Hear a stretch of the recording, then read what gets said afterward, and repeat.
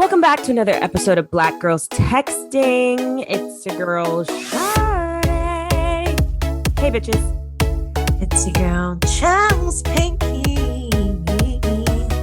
I didn't know we were singing and I'm not prepared. It's Glenn. Oh, I kind of sang. That was melodic. Welcome back to another episode of Black Girls Texting. This is our second time doing this because Glenn's mic wasn't plugged in, but I am so glad to be joined by Chelsea Pinky. Woo. That's it. Oh, wow. You see how she does me, y'all? Mad disrespectful. I got to do my intro over again. I can't tell the same joke because it's not going to land. Like, I would have taken the joke again. No. No, it doesn't work. Well, you rebounded well. You're good you're quick on your toes. That was good. That was cute too. Quick on your twinkle toes. What's popping, y'all? Gosh. What's going on? Sade, you're sick. Are you leaving out on red? No, actually. Yeah, I'll jump in on the unread replies because I have been feeling like I want to get back to speaking to like current events or like things that are really like grinding my gears and not just like I'm sick. Even though that, sometimes it'd be like that. But I'm going to start with my reply, which is that I'm officially like announced. Everyone knows that I'm starting a new job at work. How did that go? It actually went really well. And I'll talk more about like details of the conversation on Patreon, but like it was received really well. And like, it made me realize how much people fuck with me at my job because everyone was like, oh my God, no. Oh my God. Like even my brands were like, we're going to miss you so much. And like, I already have people from my brands like adding me on LinkedIn. So I'm like, yes, let's keep the Rolodex stacked. So that's been cute. And yeah, I'm ready to just go on to the next step. It's kind of wild. Like this year I'll be 30. And so I'm just trying to do boss things and it's aligning very well. If you know me, I'm a planner. So it's just aligning very nicely with the game plan. What I'm going to leave on red is Joe Biden and his student loan false promises. So they did push out when student loans will be due again to like August. Thanks. It was like 2 months. I feel like so much of what he ran on was around like canceling student debt and like helping everybody get out of debt. And yesterday, I don't have my phone nearby. I'll try to put it in the show notes or I'll like post about it on IG. But there is like a whole kind of like organization around debt relief and like getting basically Joe Biden to just like sign whatever he needs to sign to waive the student debt. And there's a lot of testimonies of people on there who talk about with like how bad the interest is. Like they'll be like, I had 25,000 in debt. I paid 23,000. I still owe 15,000 just because of like how much interest there was like on their loans. There's doctors on there. Like I'm in debt to save your life. Like just things that you like, it's really fucked. There are people who have been paying student loans since they graduated. So let's say they're 22, 23, and they're like based off of like when I will get out of debt, I'll be 67. Like it's crazy. And there are states that are moving towards like having free public education. I want to say New Mexico just announced that they'll be providing free public education at the like college university level. But I think we just have to do better. Like we don't, and wow, it kind of aligns with like us talking about finances and stuff this month. Like you just can't expect like our generation to be able to do like anything, like all these things that stimulate our economy, such as like buying homes and like starting families when we're in crippling debt. There was another really cool post on this page. I was like deep in this page where they showed different people in politics, like congressmen and women, even Kamala Harris, like what they paid for tuition when they went to school, what that would have equated to in dollars today, and like how much a tuition is now. So I don't have the numbers in front of me, but it would be like Kamala maybe paid like 10K to go to school. In today's day and age, let's say that's 12 to 15. Now it's 25,000, 26,000. So like these people who are like 25. My school was like 60 a year. I know, it's crazy. It's crazy. And right, exactly. And these aren't even high numbers. And also maybe that's per semester. But ultimately to say that the people who are even like voting on this and having these conversations, or like the generations prior to us, like they just didn't even have any concepts of how expensive it is to go to school. Like even if you translate those numbers into like modern day numbers, it's not even close. So yeah, it's just abysmal and unfortunate. I don't even have that much student loan debt, and I'm over here like, I think I'm literally never paying it. I don't think I'm gonna pay it. yeah. Good for you. It's a beautiful thing. Yeah, it's very troubling, especially after we're still in the midst of this pandemic. But for them to not make moves on this, with how everybody has been set back so many steps because of this pandemic, is very troubling. We're gonna be in a bad place because of this. It's unwise. Yeah, like there's inflation, things already cost a lot of money, and some people's student loan payments are like $500, $1,000 a month. Like, so having that like relieved from what you have to pay each month, like in your budget, and then it's just gonna like appear and come back, it's really unfortunate. Mess. Ra-ta-ta-ta. Yep, this ghetto ass country. It's really. I'm in the ghetto. Oh my god. Okay, this is another aside, like dragging our country, but somebody posted like things you don't realize that are like so fucked up about America as a foreigner, and it was like that you have to pay like $1,000 to get an ambulance, and so it was a thread of people being like, I got hit by a car and then I got into a taxi. Oh, I saw that. Or like I broke my leg and I like limped to the hospital. And all these foreign people are like, what the fuck? Like, what is happening over there? That's ridiculous. I saw It's that so shit. terrible. It's so terrible. Mess. It makes me like laugh, cry. It's so sad. Mess. Lord help us all. But like, I'm still glad to be in America. Yes. I'm glad to yes. be here, but I'm not gonna be like sucking their dicks when they try to act like it's the best thing since sliced bread. And, No, I don't think anywhere is perfect. Yeah. That I can think of. People try to say Canada. Hell no. Canada seems kind of nice.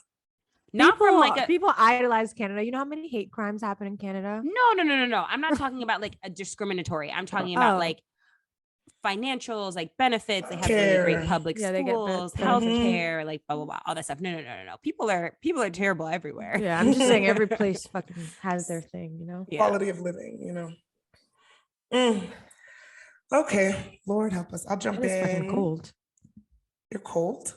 No, Canada. Oh yeah, that's what I think of too, just coldness. I'm gonna reply to this series on TikTok called Thanks Candace Banks. It's so fucking entertaining. You already did this one. Did I do this? Yes. I thought I did this. Black girl, shout her out again. Well, it came back for a second season. So shout out to her. Check it out. I had a feeling I did this. And then I also want to reply to Christian Smalls, who led the Amazon unionizing initiative. Yes. So Amazon workers at a Staten Island warehouse voted to unionize. It's the first time that that's ever happened at one of the company's US facilities. So now the Amazon Labor Union is a new organization that gets to work on negotiating and has like power to collectively bargain and make agreements with Amazon. But there's some interesting discourse around Chris, who like led this initiative. I saw a friend of the show had posted like a tweet that people were saying like, the fact that Chris Smalls led this union in a do-rag and Tim's is amazing, da, da, da, da, da, da. And her reply was like, why are we so fixated on her reply was kind of like, why are we so fixated on the do-rag in general? Which I could get into that. I feel like I've talked about that on the show myself before. Miss Bonnet. But I saw that there was this memo that was leaked that from an internal Amazon memo where they wrote that Chris is not smart or articulate, and that basically he couldn't be the face of this movement, and that the internal, like that Amazon comes from a much stronger PR position because he couldn't represent anything, which is so disgusting. It came from an internal Amazon message, but he's leading. And he did it. So yeah, I'm like, but it's already done. And what? This was prior. Sorry, like this was in the midst of him trying to do this negotiation. But why would anyone internally from Amazon even like have commentary around them unionizing? Like that's something they wouldn't want them to do anyways. You mean like the other higher Amazon ups? work? Correct. Not the people that work in the factory, like the board, the higher ups, the people that sit at their Who cares computer. what they have to say? They're not concerned about a union anyways. Anyway, I'll just say that people are really fixated on this man's style, and it's really interesting. There's a whole article in the New York Times. Christian Smalls is leading the labor movement in sweats and sneakers. It's fascinating to me how people get so into this. What does it matter? What does it matter? It's racist. I'm calling it right now, because if that was a white man, wouldn't nobody making no fucking articles about that? Or the fact that half of their white people-led unions are of fucking murderers and mob tie people. Do you guys see the Irishman? Yeah. No, but yeah, he said people write in his comments all the time and say that he can't be taken seriously because of the way that he dresses, and that he's going to continue dressing like he dresses because that's the way that he dresses. But he also wants people to understand that it's not about how he looks, it's the work that he's putting in. Absolutely. Yeah, I don't know. I think there's also something to the point of that earlier tweet that this girl posted. He looks like people that we know. That's it. And I think he represents a class of people that, like, I think he stands in the fact that he's like a working class person. But also anybody could dress how they want to dress. Do you know what I'm saying? Anybody could dress how they want to dress, but like he works in the factory, right? Correct. Right. So they want him to be like in a suit, right, or like he's in the factory. He's supposed to right. be I'm like, he gonna come and change into the suit for the rally? A safe steel toe boot. Correct. Like what? It seems makes perfect sense to me that he'd be dressed that way. That he would just represent his style however he wants to. It's functional and fashionable. This is not the red carpet at the Oscars. Right. Which is, he probably looked better than half them people, because if you listen to the Patreon, we read them for filth, but not sweetie. I had to check my own maybe like misogynoir, because if there was a Black woman doing that in a bonnet, I might be like, not the bonnet, sis. I mean, I don't think she would have the bonnet on. Right. I'm like, you can have the do-rag on. But you could wear do-rags outside. I guess you could wear bonnets outside too. You wear bonnets outside? I told Chelsea on the side, I flew in a scarf. I thought it was a bonnet. It wasn't a bonnet. Okay. And I was like, you know what? It's fucking raining outside. This flight is at a random time on a Sunday. The girls I just got my hair done. And I put my fucking scarf on, and I went on raining. You trying to conserve your little sew-in with your leave out? That's true. Yeah. You good on I got pass. I really just want Black people to just be like, while out, like just do whatever you want, just fucking because like I feel like we're just like, oh, we have to do this. The white people are watching us. We have to do this. The white people are watching us. Let's just fucking while out. I'm about to go to my pool, blast some DMX, scream, act crazy, and what you gonna do about it? Period. They gonna call the police, right? They're gonna be like, she doesn't live here. Show your ID, ma'am. I'm sorry. I'm just looking at pictures of this man. First of all, he's fly as hell. First of all, he actually is mad fly. It's actually kind of sexy. Wait, what's his name? Christian Smalls. He's kind of fine. Actually, I want to see if we could get him on the show. But like, that would be great. If you look at the group of people that are around him, I'm looking at this article on the New York Times. Everybody you go into a march, you rallying. What are you expecting? I don't know. It's just really crazy. And he is who he is. He's standing in himself and his identity, how he dresses, and They that's want the it. black And man it's to fine. come in I can't in a believe it's damn topic. suit and tie. Foolish. No. And then fine. they would still have something to say. So he should go in there with a shirt that says "Suck my dick." Period. Okay, last thing on this. I guess none of these were. I mean, this is just a topic related. What did y'all think of the Grammys saying Virgil was a hip hop designer, hip hop fashion designer? I was wondering if they only said that to tie him into music because it's the Grammys. Like, you know, it's not the CFDA. Like, you know, why would they be honoring a designer? I don't know if they've done that in the past, or if he specifically was being honored because he has like a tie to many hip hop artists. Like Virgil has designed like not just clothes, but like many of our favorite album covers, for example. Like, so True. I hip-hop forgot about his albums. album cover work. Yeah, so maybe it was his tie to music. They could have said designer, cultural arbiter, you know, tastemaker. Somebody said arbiter today in the meeting. So it's now in my head. Whoa, Glenn, what the? Can you please spell arbiter? Can you give me a definition? I'm like, did I even use that word correctly, child? I don't know. Yeah, I'm like, maybe. Sounded right. I did. But you know, legit. I think it could have just said cultural tastemaker. I don't know. They could have said a bunch of things. Like he did a whole bunch of things. That was the thing. Could have just said artist. To be honest, he's an could have said artist. It's true.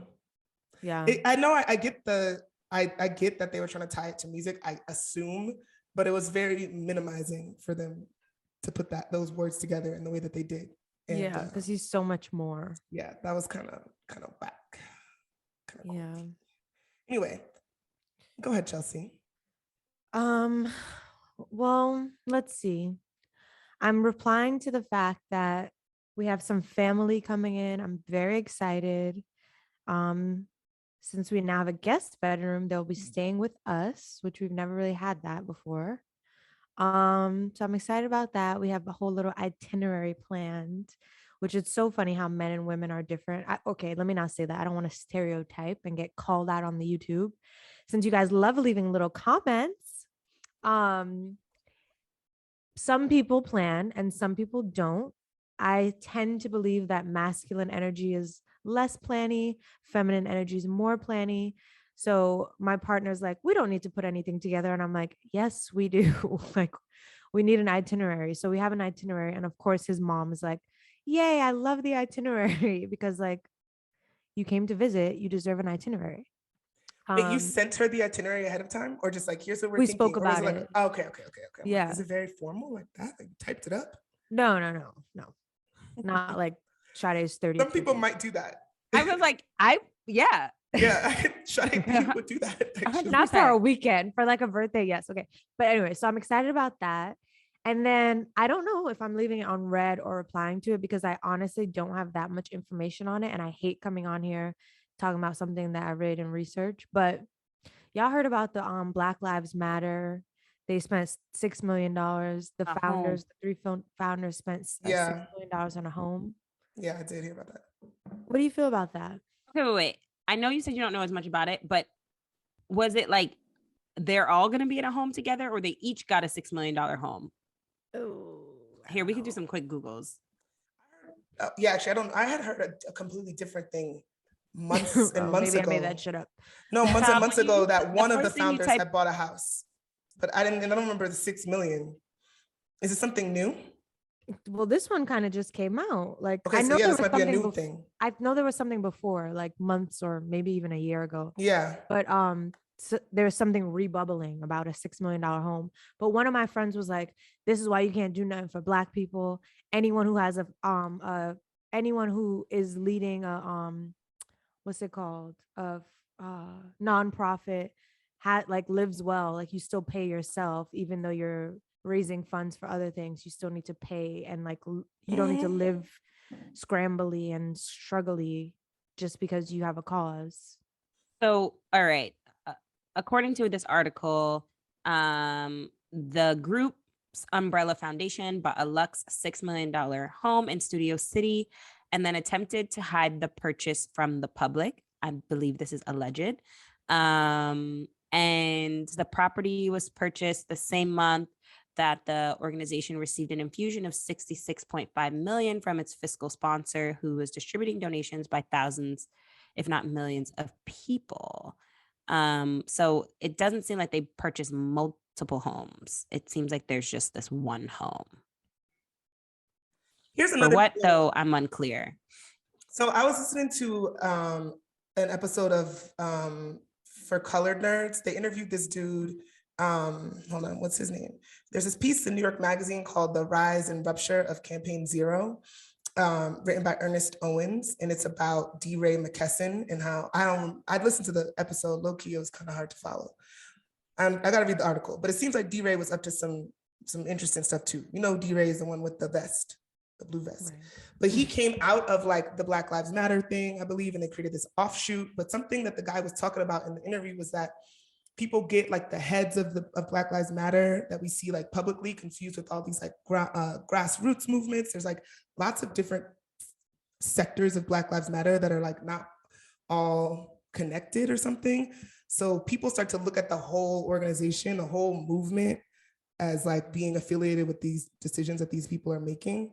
So I think that's one thing. Like, and people try to like undercut the org and the mission at large, but there's like lots of different parts. But also to your point, Chelsea, I was just gonna add, I've heard people say the same thing. Like if these people are out here like genuinely trying to do this work, they can't they can't live in nice places. Right. They don't deserve to live in a nice place. Not if but not if the funds are like, no, it's not even about that. But I'm just like, if the funds were intended for like donations for other things, that's what I want to get clear on. Like, like within their organization, if they are a nonprofit, then I'm assuming like no one is making a profit from these funds. So it doesn't go to anyone directly.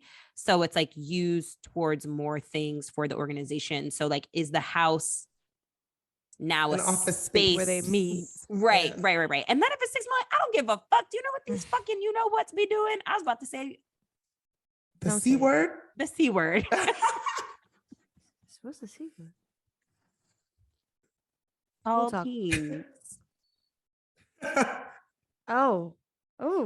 I know. It almost came out. Yeah. I also wonder. What you were saying, Glenn, it made me think of all like the amount of people that I'm seeing writing things like, see, this is why I never supported the Black Lives Matter movement. Exactly. I knew it was bullshit from the start. And these are obviously alabaster queens and kings saying things like this. Like, yeah, I knew it was a scam. Ain't no such thing as Black Lives Matter movement. No. And I'm like, you guys you were waiting. It was waiting for this moment. They were waiting. Like, also, let's list out so many white-owned organizations that are pure scams. I'll go first. The U.S. government. I mean, and I wouldn't say that they're scams, but like I used to do a lot of volunteer work with Operation Smile. I do not believe Operation Smile is a scam, but they obviously had money to do things like send us to summer camp. Like all the Operation Smile volunteers, like it was a fun ass summer camp we did. And yes, we did some work, but like there was also a lot of fun that I'm sure was expensive.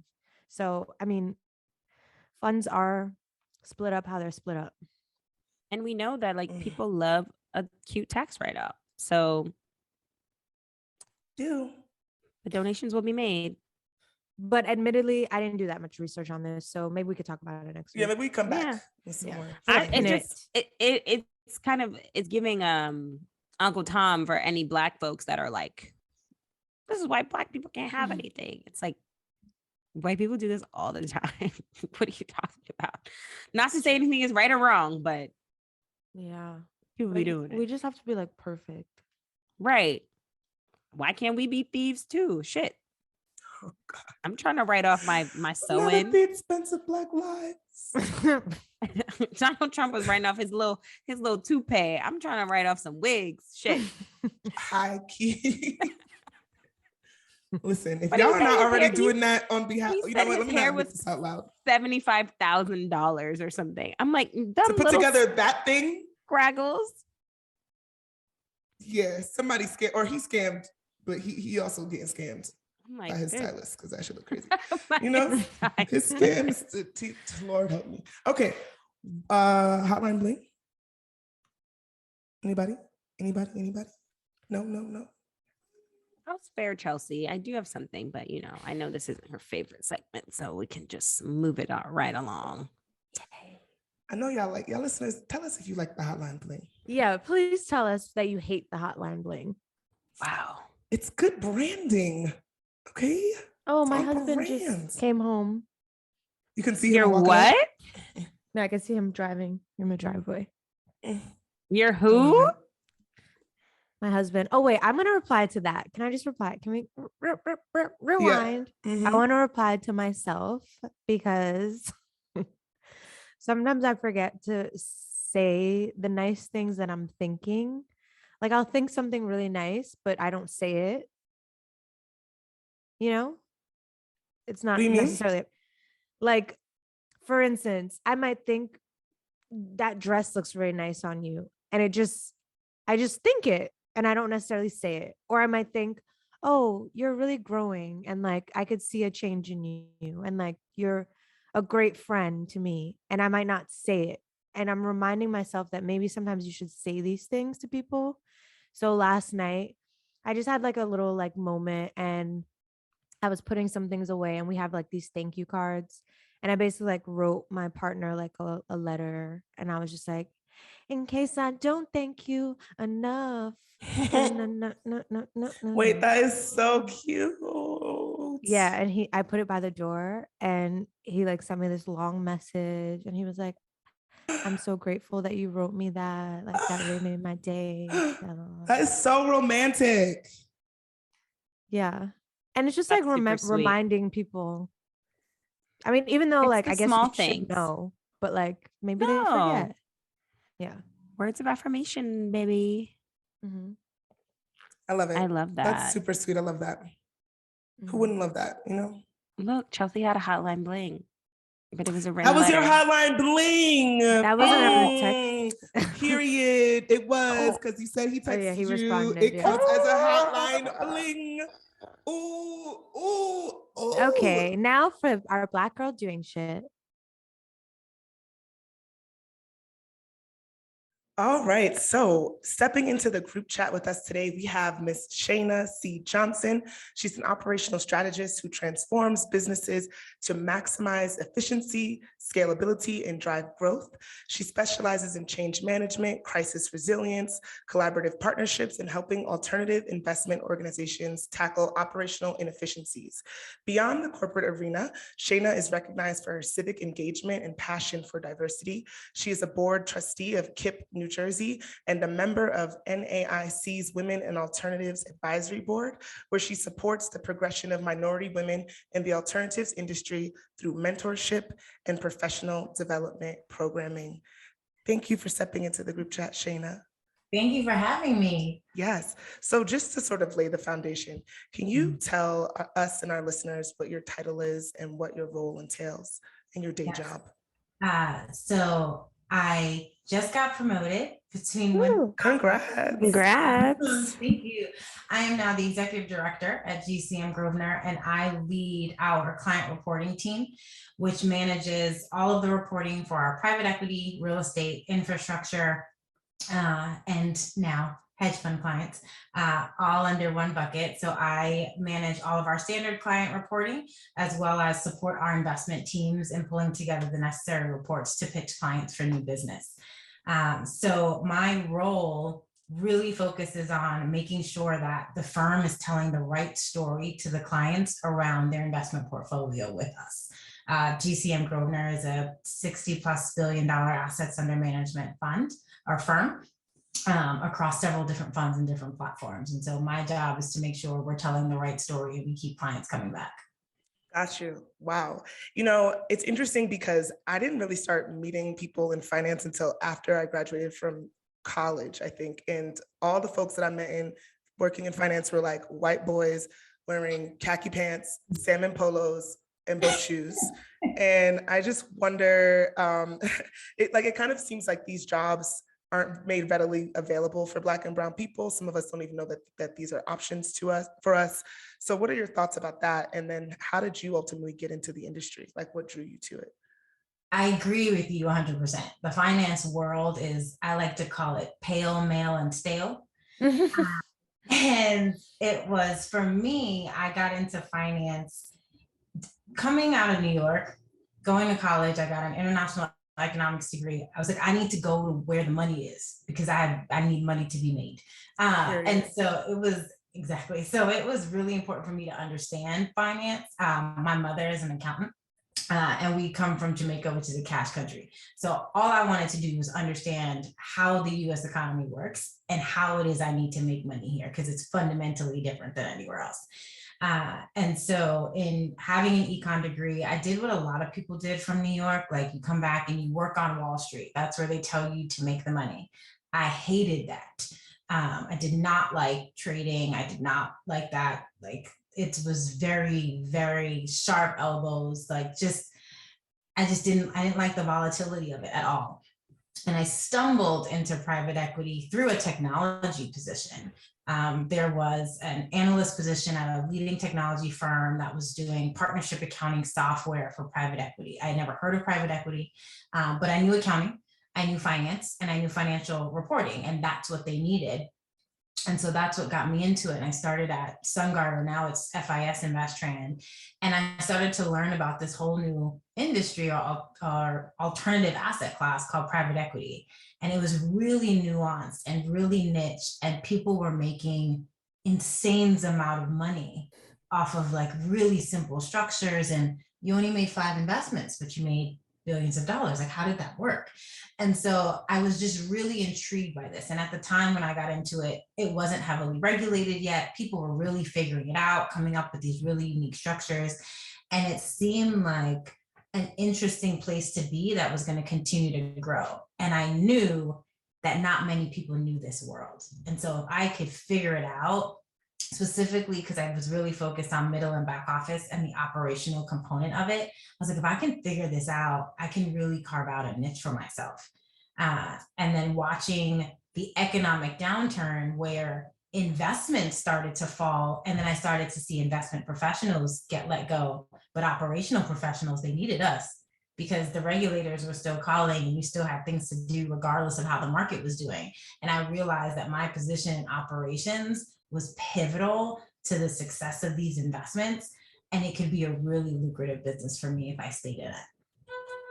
I love that. And that's what I found by like these folks that I talked to in finance. They're like, yeah, I'm going after the bag. Like, it's top of mind. They keep the money flowing. And it becomes like a generational type of profession as well. Absolutely. Lots of nepotism in that space. It is. You mentioned the daughter of Jamaican immigrants, and you talked about sort of how that influenced your interest in like finding out where the money was. But were there any other expectations placed on you growing up? Did your parents have any specific hopes for your career? Be successful and get the bag and bring it home and share with everybody else.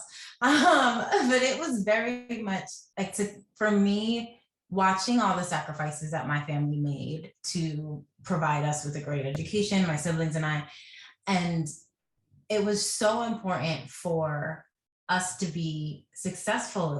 It was imperative, and it was imperative for us to give back to them, and then also be able to give back to our family who is still on the island, who don't have these opportunities. And so that was really, really important to me to be able to do. And then it was just a level of independence that was so important for me to have. And I never wanted to need money. I didn't want that for myself. I didn't want that for my child. I never wanted the struggle. I watched my parents go through it, and I refused. And I refused to repeat that with my own child. And so I was going to make sure that we were building generational wealth. I was going to make sure first trust fund baby was going to be mine. I was going to. I love that. I learned that when I got to college. I was like, what is the trust fund baby? How do I create one of those?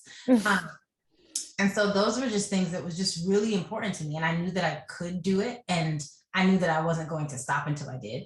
And so that drive and being able to take care of my parents, take care of my family, be able to live comfortably was just really important for me to be able to achieve that and be able to give it to my son. 1,000%.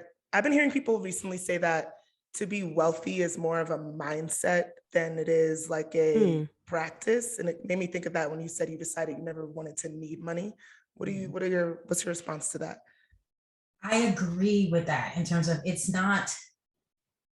the small decisions that you make that help to create wealth, right? So I take, for example, I sit on the board of a newly launching fund. And it's really easy to say, pay me my board fees in cash. That's all I want is the cash. What I decided to do a little bit differently is for my first year, you pay me my board seat in cash because still need my coins to make sure that we're solid. But in the next year, I want to get paid in equity. I want to get paid in profits of the actual fund. And that's going to be carved into a trust for my son. And so a lot of people just say, give me my money right now. I just want the coins. Well, let's think of the long-term gain here, right? And so sometimes you have to think about money a little bit differently to elongate its opportunity for you. And so that's what I think about in that example. Like it's a mindset shift. And was something that, especially for me, coming from a cash country, I was like, well, I just want to pay in cash. I didn't think about credit and what that meant. And I was like, oh, wait, actually credit gives me more power, even if I don't even use it. And so I really had to think about how I was spending my money, where I was spending my money, and how do I find different avenues for my money to make money on itself without me doing anything. What are some of those avenues? So I will definitely say that, and this also comes from the lens of being a mom. Like I looked at how do I invest on behalf of my son as much as I can, like outside of just a savings account. So how do I get him a brokerage account, or, how do I look at investing in real estate, investing in my own industry and private equity, finding different investment avenues to put my money, and also just looking for different ways to create opportunities as a minute for the money to make money on itself. So when I think about my board seats and my participation, it's okay, I have a board seat that gets paid. I have a nonprofit board seat, but what is that giving me? That's giving me opportunities and access to people. And so leveraging that, right? And so I look at different ways to create networks and creating networks of people who are like-minded in that, so that they can let me know about the things I don't know about, and finding different ways to build up my arsenal of knowledge around it, and then access to it so I can continue to leverage it as it comes. This is going to sound so crazy, but I just binge watched this series called Cocaine Cowboys. And essentially it talks about like the growth of the cocaine industry in the 80s and 70s in Miami. But these were Cuban immigrants figuring out how to build businesses, like literally having ledgers, like building out teams. And I'm like, if all of that knowledge could be translated to like true business, like the way so many people like get caught up in like illegal industries, but like have natural entrepreneurial mindsets, it's insane. So I wonder, like, how can more people who are less privileged or less privy to these things like gain this knowledge? Like, where should they start looking and learning? Because I feel like there's so many smart people out there, but they just need to be guided in the right direction. And it's so funny you use that example because the hustle is the same to me. Right. I was like, you a hustler. I was like, wait a minute. Exactly the same. And so I think people really should do, in terms of like find the thing that you're really passionate about. Right. And find the things that actually interest you, because if you're digging yourself into things that are of no interest to you, it's not going to make you any money because you're not even going to really want to work at it. So finding the things that interest you, there are so many different, and I tend to not want to leverage social media for different things, but the things that you learn on that thing are impressive, like vending machines. never thought about that. I was like, why would I ever do that? And then I watched this entire tutorial on how do you buy a vending machine, put it in a prime location, and it just makes money sitting there. And you might restock it once every 2 weeks.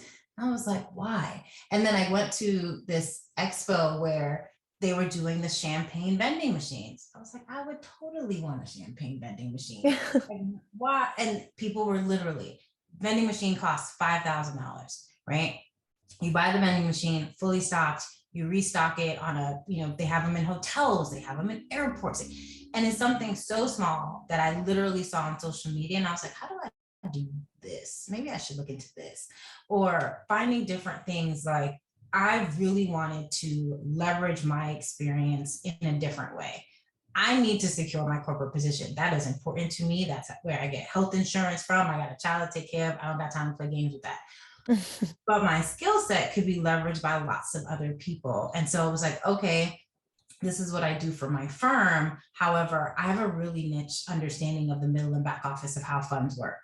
So newly launching funds that have questions, when they're out in the industry, someone said, go ask Shana. And that's how I got my current board seat. And then more people are asking that question. And so that's just created an avenue for me to do what I would normally be doing, right? And it's something that it's not necessarily difficult for me, but it's my skill set and it's leverageable. And I feel like there's so many avenues of that people aren't taking advantage of enough. A book that I listened to, and I don't want to misquote it, it's We Should All Be Billionaires. And she talks about the wealth mindset, and she talks about finding your side hustle and how to completely turn it into a paid opportunity. And I feel like there's so many ways that I'm seeing more people do that. But I also think about when people do that, ensuring that you set yourself up for your operational infrastructure so you can actually take it long term. Because I see people launch things and they die all the time. I even see it in my industry with funds because no one thinks about the infrastructure that they need to truly make it a business. And so if you can marry those two things, you can really take off with something. Okay, couple things. You said the book was called We Should All Be Billionaires. I'm going to find it. Yeah, we can confirm the title. But we Yes. talked about this on an episode recently. We were talking about like capitalism and socialism, and I'm going to forget the woman's name. So sorry, Sade, if you can remember her name. Dr. Layla Brown. Dr. Layla Brown. It just came back to me. We were talking about how there shouldn't be billionaires. What are your thoughts? Why? Because it's inequitable. And why do some people get to have more than others? And can we disperse that wealth out? Like, does anyone truly need $1 billion? So depends on what they're doing with it, right? So I do think that there's plenty of money for everybody to get a piece. And I don't think it needs to sit with a 1%. There's plenty of money out there to be made, to continue to be made.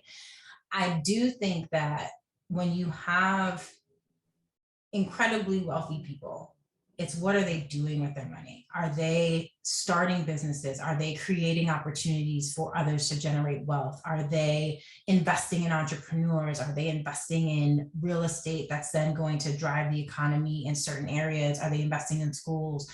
Like, it's what are they doing with it? So I don't think that no one should be a billionaire, but I do think it's what they're doing with their money and how are they creating an ecosystem for money to be made instead of just sitting on it. And so if you have a smart billionaire, they're definitely creating an ecosystem because that's how they're going to make more money.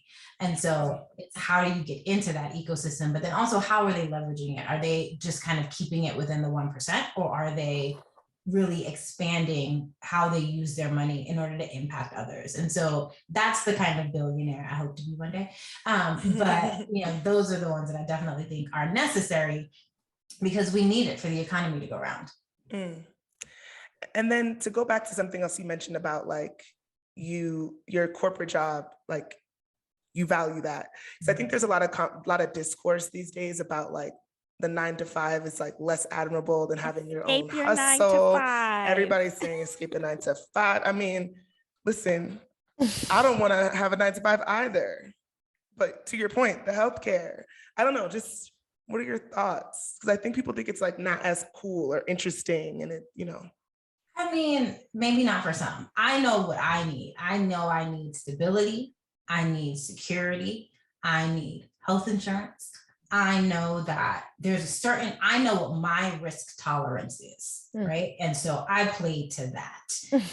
And I know who I'm responsible for taking care of. And so that's where I prefer to go. I also really enjoy what I do, right? And so could I do this for smaller on my own? I absolutely could as an independent consultant, but then what am I giving up with that?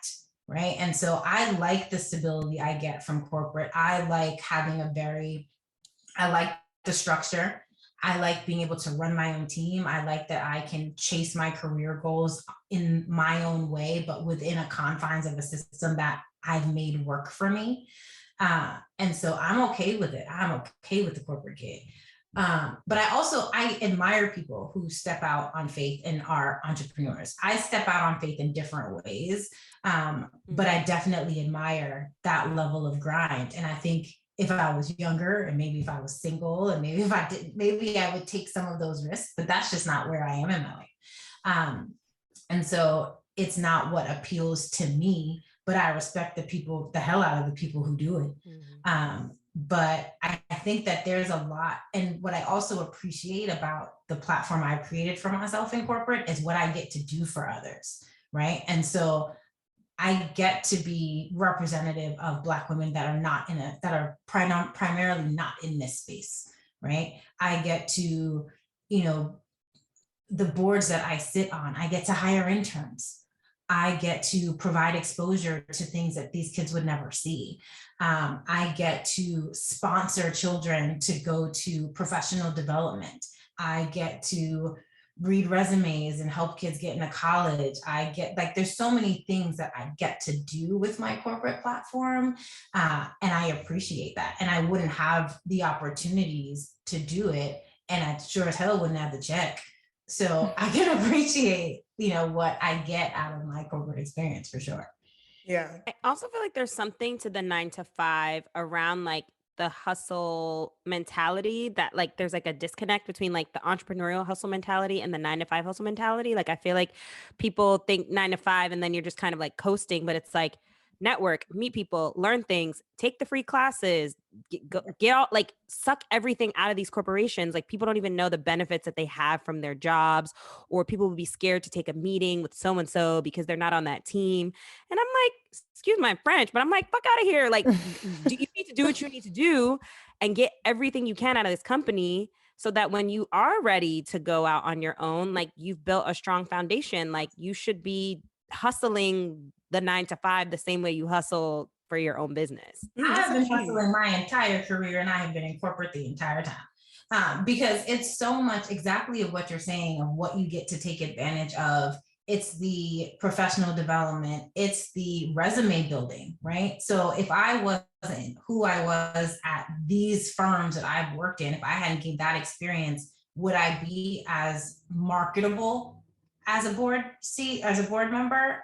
Would I be able to leverage, the network that I get from being in these rooms if I hadn't had these positions? And so I definitely think, and 9 to 5 is a really nice term. I don't think I've ever started at 9 and ever ended at 5. So I can appreciate that. That's cute. But yeah, I'm like, that's not happening at all. I just recently listened to this episode of, I don't know the name of the podcast, but it was on it was a New Yorker radio hour. And the special was called Returning to the Office While Black.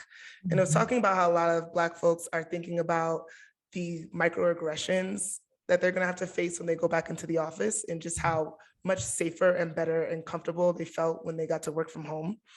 You're giving us a deep nod.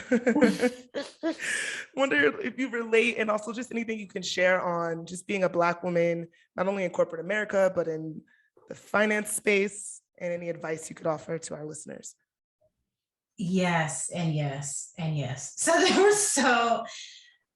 It was definitely a completely different space working from home, 100%.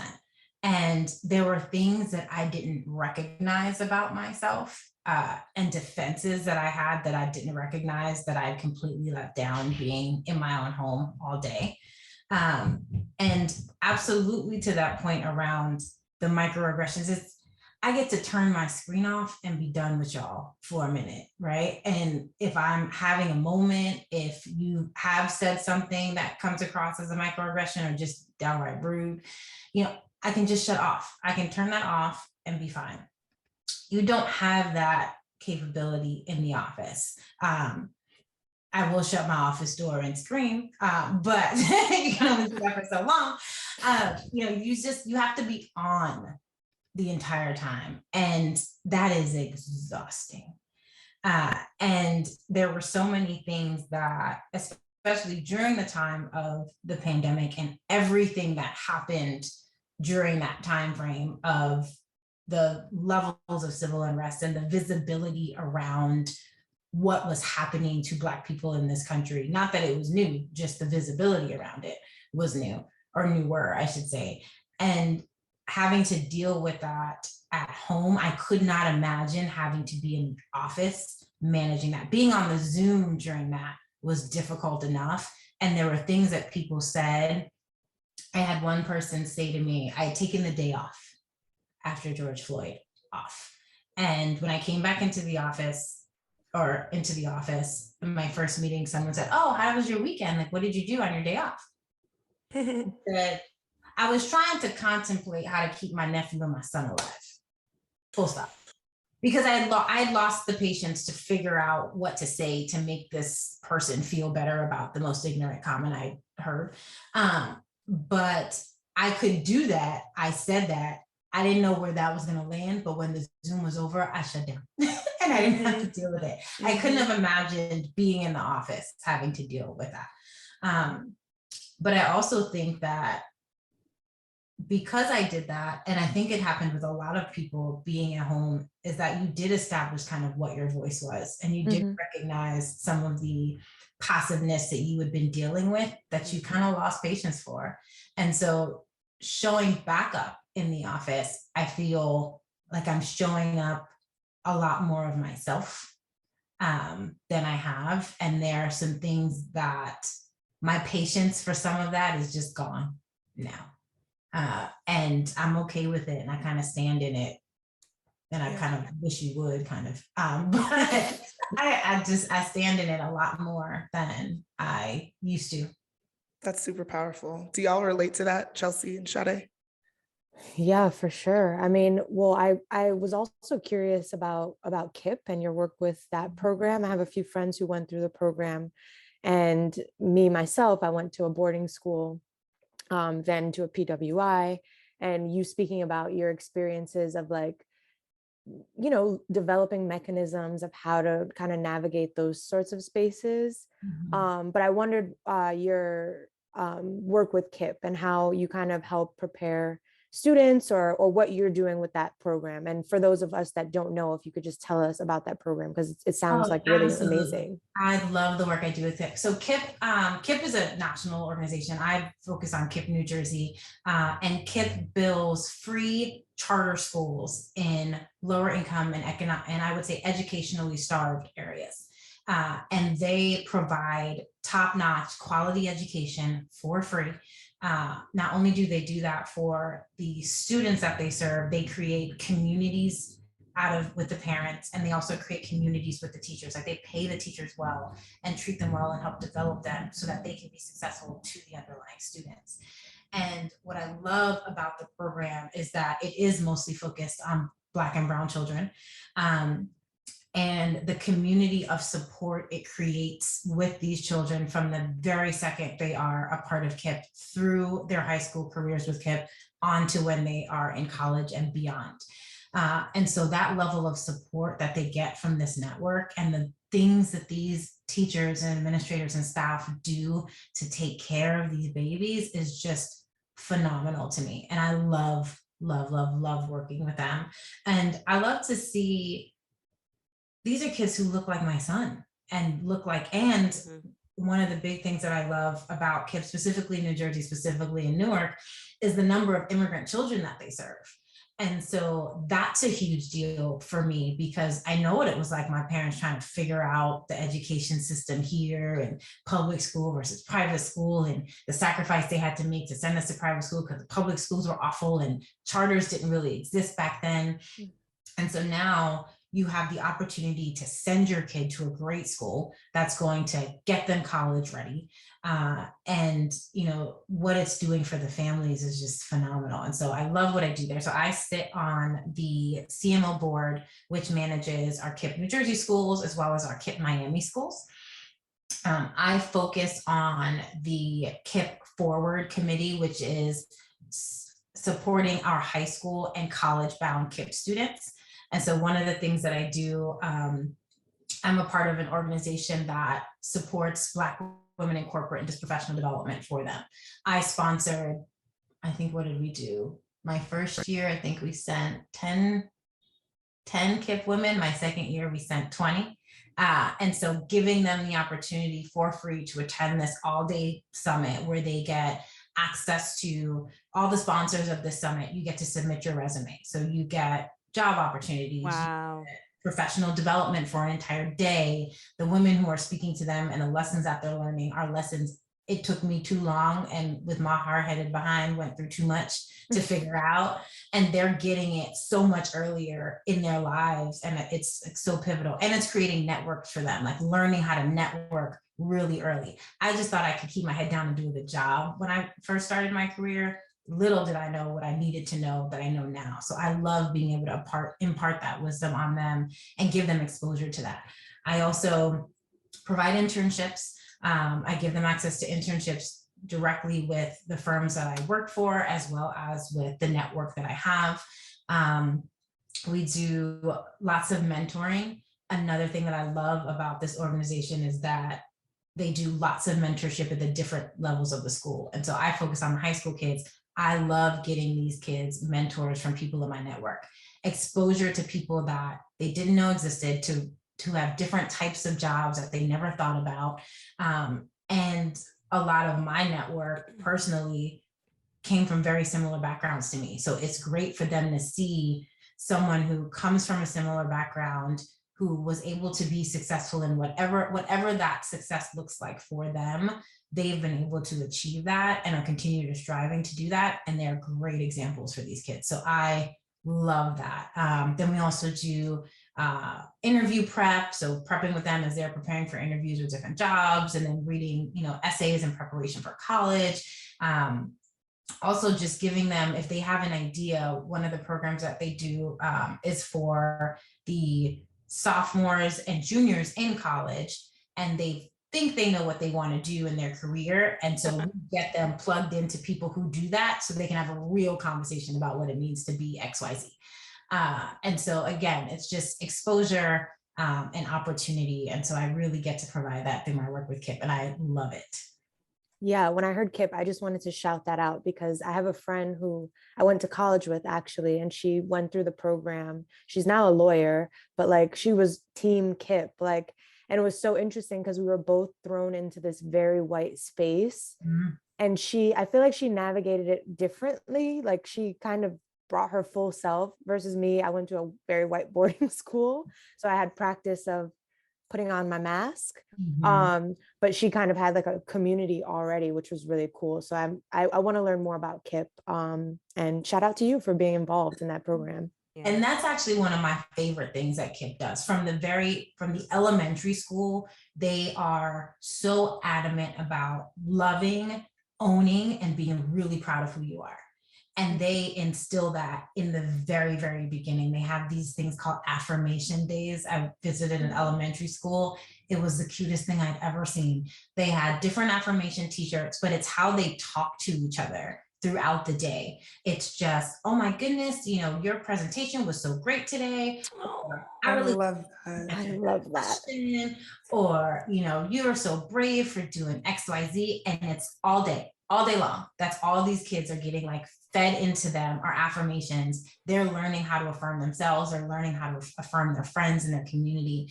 And that continues. And it's one of my favorite things about KIPP and what they do, because instilling that pride in these babies, the world is hard enough and is going to give them the exact opposite of that outside those doors. So I love what they do in the schools and what they continue to perpetuate through the community. Yeah, and I feel like you can't necessarily say that for all charter schools. I won't say any names, but I worked at one.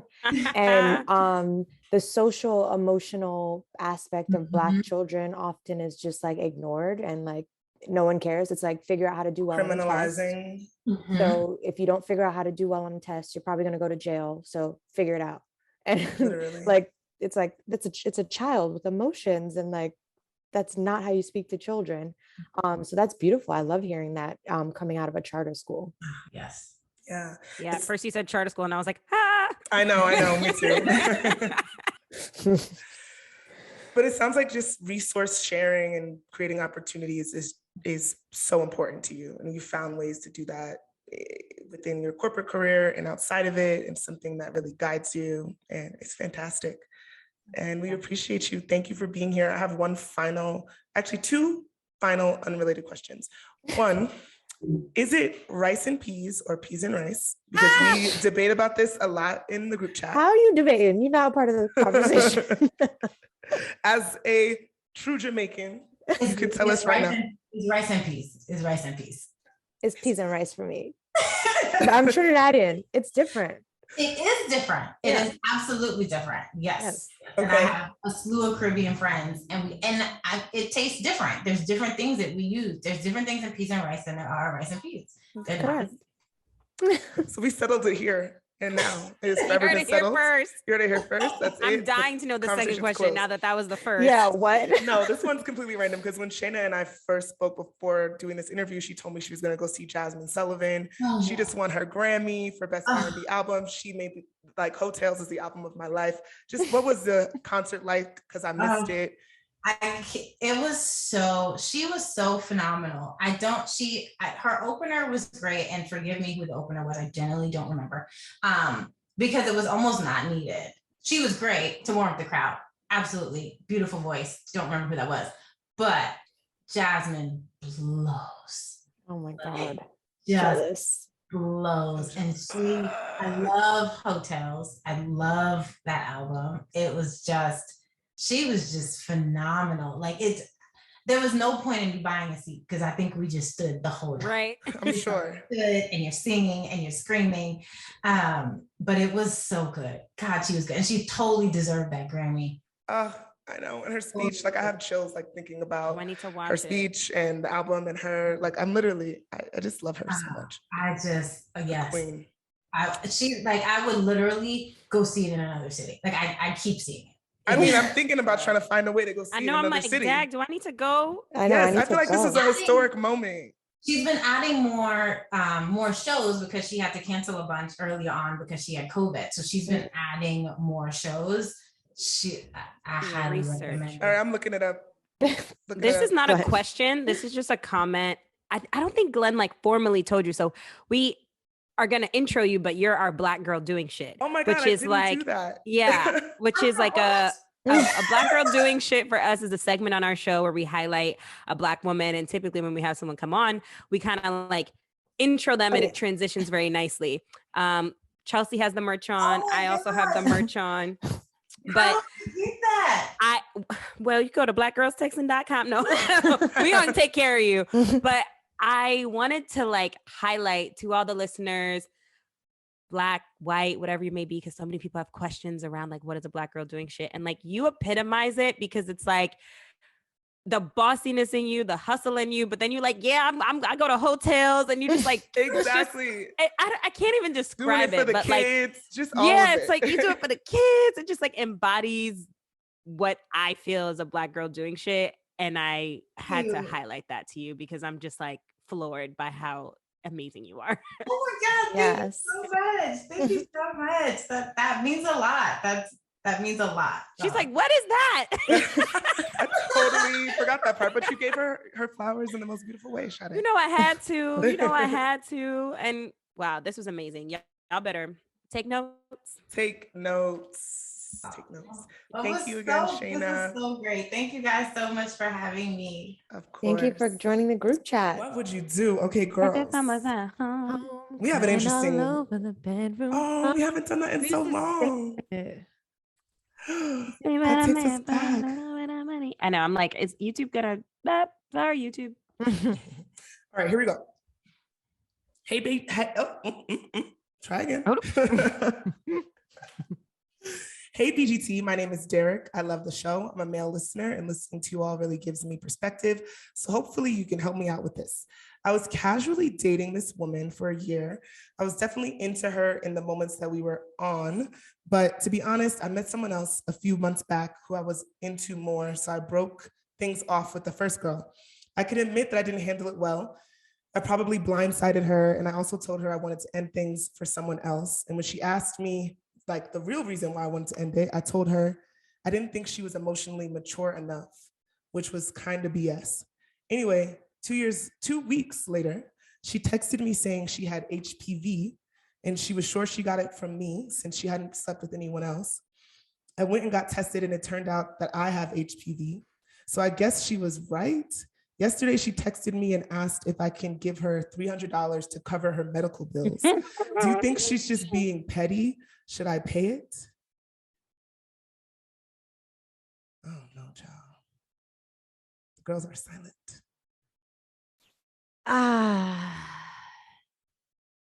No. No. What do you get? What happens when you get HPV? You I could don't know, I'm get looking cervical it up. cancer, but like, but a lot of people have HPV. It's one of those things, and we are going to have a GYN on in coming episodes so we can really clear this up. So don't go using, Sade non-PhD having ass, but it can lead to cervical cancer, but a lot of people have HPV. It can like lead to irregular paps, but like, it's one of those things where you get it from a guy, but like, it's highly unlikely that he might know. Yeah, they never have symptoms. Very, very rarely do they show symptoms. That is terrifying. Kind of scary. But I think it's one of those things where it's like, if he didn't know he had HPV and you opted to have unprotected sex, it is not his responsibility to now pay for it, in the same way that, like, if you had a yeast infection and now this man got a yeast infection and he calls you up talking about, I don't know what niggas take, diflucan, there's nigga diflucan. He calls you up like, yo, you got to pay for my script. Like, imagine. Yeah, no. Hell, that would be very whack, actually. Ooh, that's imagine? Strange. She's odd to me. I would not even ask that. No, that's not I your would be man. like, you have HPV. Yeah, maybe.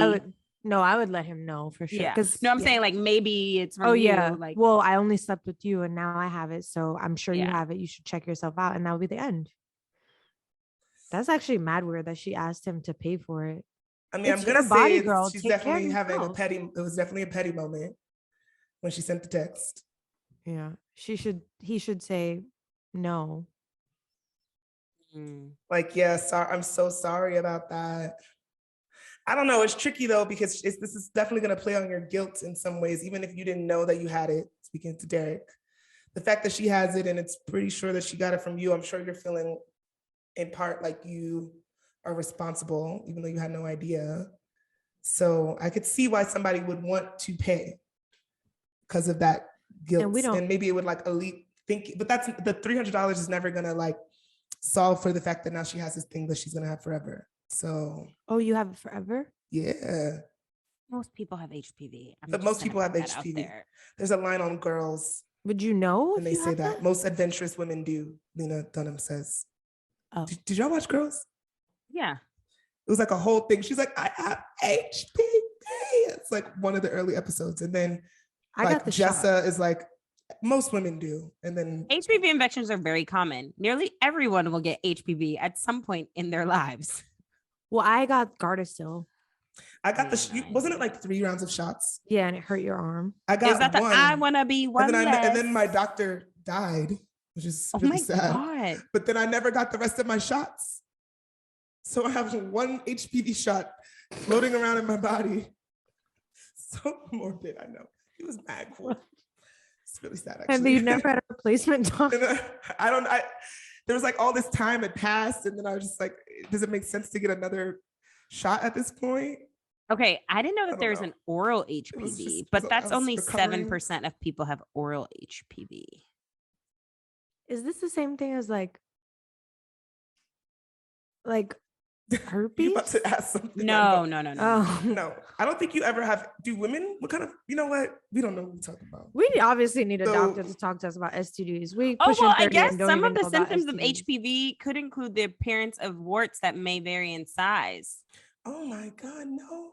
Mm. But many Such a cases of symptom. HPV do not cause symptoms. But it And could the cause great cancer. majority of HPV infections resolve by themselves without treatment. But other types of HPV can cause cancers, including oropharyngeal, cervical, anal, penile, vaginal, and vulvar cancers. Mm. So Okay, let's does she change have this, the though. does she have the wart kind? Because maybe then I might want some money. Yeah, well, what if you? Okay, But you I can mean, this want is money all totally you different. want. He doesn't have to pay you. Because he didn't know, I guess. But He didn't yeah, okay. know. What if somebody gives you like gonorrhea or herpes and they knew or some shit? No, if you know, I'm pretty sure that's a I think you could go to crime. court. I think you Yeah. could take somebody. to I'm court. beating the shit out of you.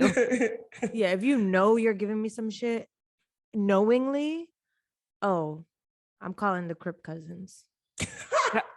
God, I Every just time have you to say the like, Crip cousins, I think of the Gross sisters. Similar.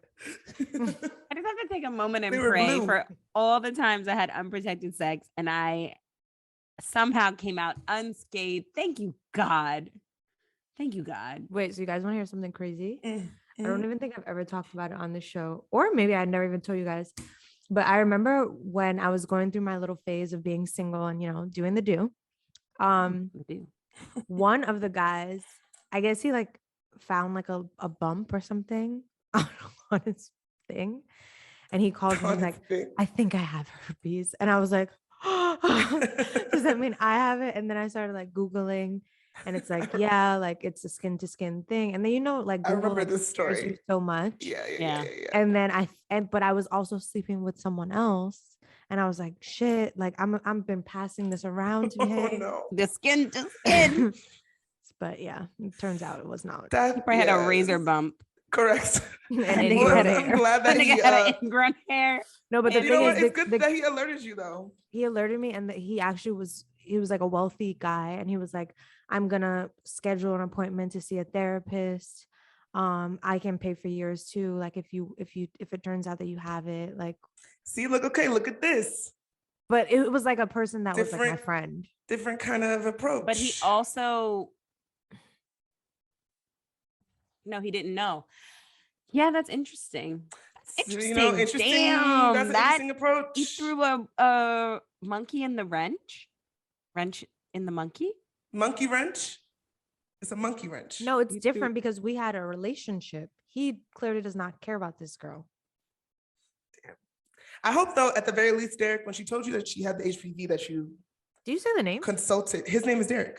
He Oh. said his name is Derek. Oh. That you consoled her or something. Because I'm sure that's very scary, even though we're over here saying that everybody Sade's has making it seem like or everyone has whatever. it. But you start talking about cervical cancer and you start freaking out.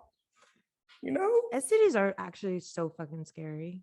They're pretty scary. I don't think he needs to console her. No? Maybe be kind to her, But, like, but not kind. console her. And Like, be also, I kind, think talk to her, be definitely kind. tell her, like, I'm so sorry, I did not know I have this. Yeah, with that part. Be too. very clear that, like, I wasn't going around Can swinging. you email back and HPV. let us know? Is it the wart kind? That's none of our damn business, Sade. I just want to know. I just want to know if she's being dramatic. Like, Well, it's still scary. Even if you find out that you have fucking asthma, that's like I a think new I have thing. HPV or had. I don't know. Like, I'm like, I thought you said it doesn't go away. I know, I thought it didn't go no, away, they but I guess said it goes away. Oh, it does go away. Oh, so Most just take cases, medicine. they say. No, it's not even like a It medicine self-corrects. thing. Yeah. Damn, so But maybe then I They could've sometimes- resolve had it at one themselves point. I without could've had it. treatment. Okay, we need to have a Yes. doctor on here. This is humiliating. None of us know what the hell we're talking I didn't know about the wart kind of HPV. I know about the HPV that like every nigga got that If shit. she say and it- wart it be kind one more coming and time. going. I do not have it. I could don't have had it know, at you one just point don't and then know. it No, went I away. got Gardasil. Oh, because you had the Gardasil. Yeah.